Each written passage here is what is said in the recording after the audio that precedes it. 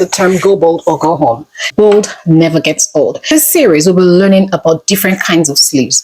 Of course, they're called the power sleeves. You know, there was a time in the history where the statements and designing were just all about sleeves. And if you've listened to any of my videos or you've watched any of my classes, you know I really focus on sleeves. Why do I focus on sleeves? As an early fashion designer, when I started my business, I think one of my first problems was with sleeves.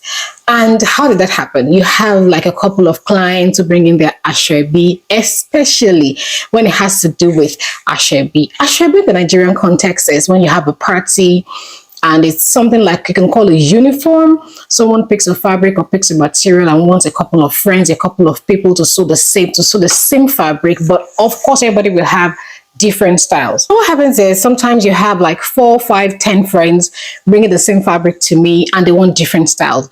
Or sometimes they want similar styles and I'll start thinking of how do I make this different? Of course, the best thing is to go and think about how to make different sleeves to create the difference in the different garments. And that is why I sometimes go bold. And like I said earlier, bold never gets old. Imagine you're going to an event. How else do you make an entrance? As I say, do not make noise, do not dress or overdress than the celebrant or the person hosting the party. Let's say the person you're designing for is the type that likes to make head turns, but they still want their simplicity.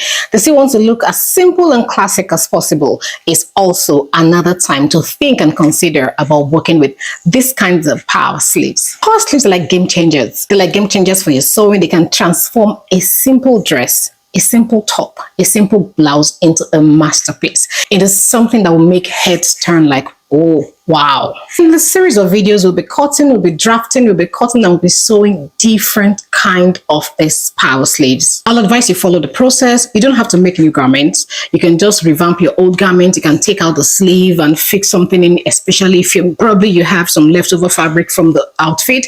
You can change it and see how it looks. Or you can just make a little sample, a small sample, and to give you a feel of how it will look when you're done with it. Trust me, you will love the transformation. So what do you need? You need your paper, pencil or markers, your rulers and other measuring tools, sample fabric for practice, or if you want to revamp an old garment, be my guest, your ironing tools, your sewing machine, and your pretty self. Go ahead, click the link in the caption for some more information. And there is a link there that teaches you about some essential sewing tools in case you're new, you're a beginner, or you like to learn more about the sewing tools and equipment you need, not just for this project, but for some other sewing projects. Then after that, you go ahead and implement it. Have fun while doing it. Add styles, add your own creativity, add your own touch. I always like adding my own touch to things.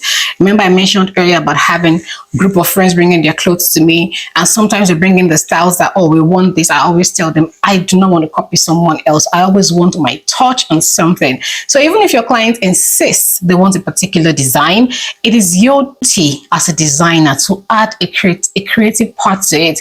Make it different from what someone else has seen. Okay, imagine someone brings a style to you, they want to make it.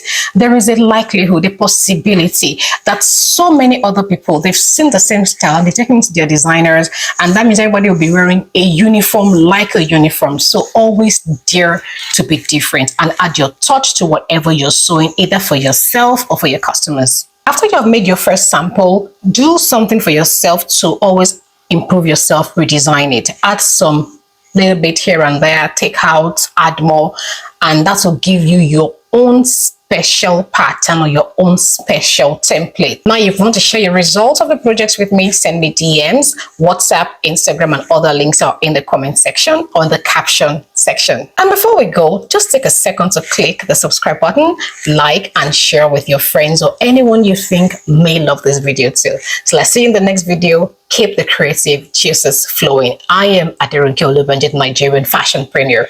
See you.